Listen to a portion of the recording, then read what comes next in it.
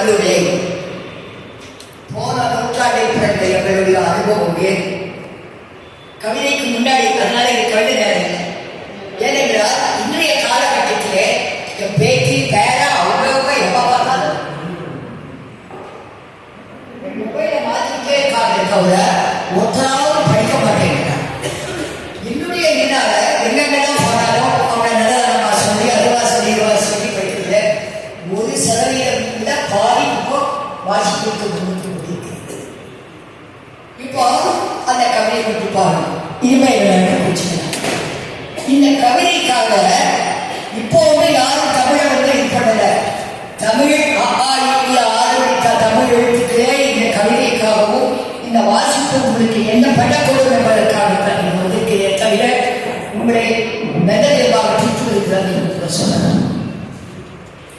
வாசிப்பு என்ன செய்யும்? முதல்ல வேண்டாம் சின்னத்திலே, அதாவது யார் கோச்சிட்டாலும் பரவாயில்ல.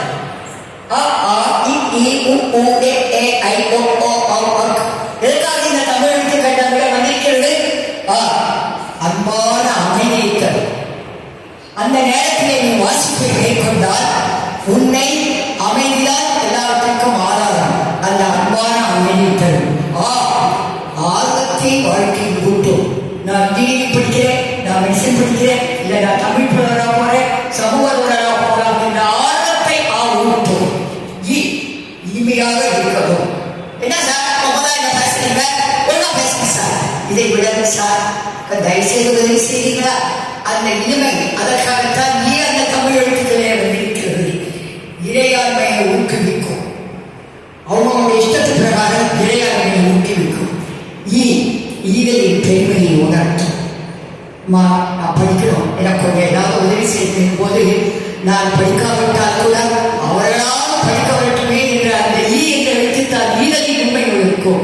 அடுத்தது உண்மை. உண்மையை கூறணும்னா இப்படிலாம் ரொம்ப யோசிக்க வேண்டியிருக்கு. அதை மாற்றி மாற்றி சொல்லலாம்.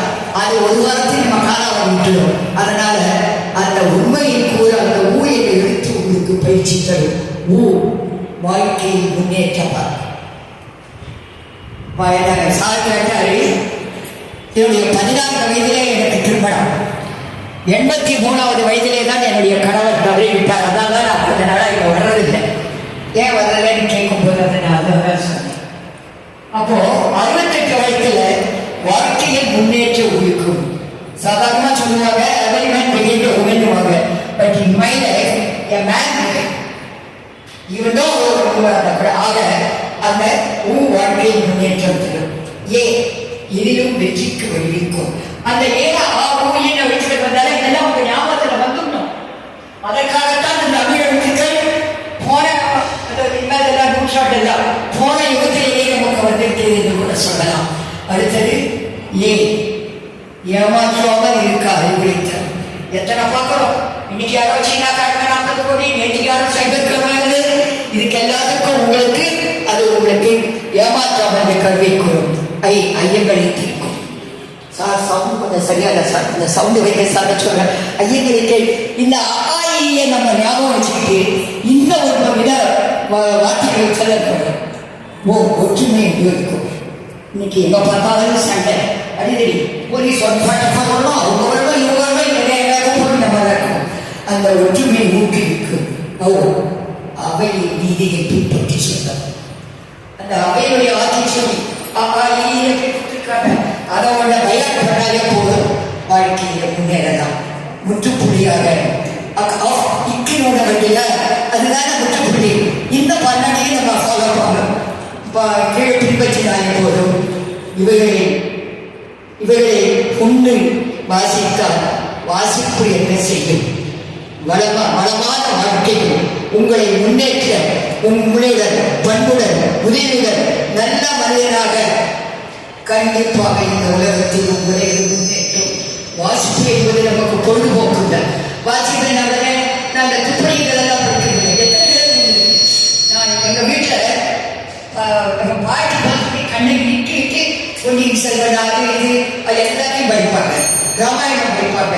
ஒவ்வொன்றிலும் நமக்கு எப்படியாவது ஒரு உண்மை கிடைக்கும், ஒரு பொருள் கிடைக்கும். அதன் மூலம் நாம் முன்னேறலாம். ஆக வாசிப்பு என்பது உணவு, உடை, அப்புறமா என்ன எல்லாம் இருக்குது.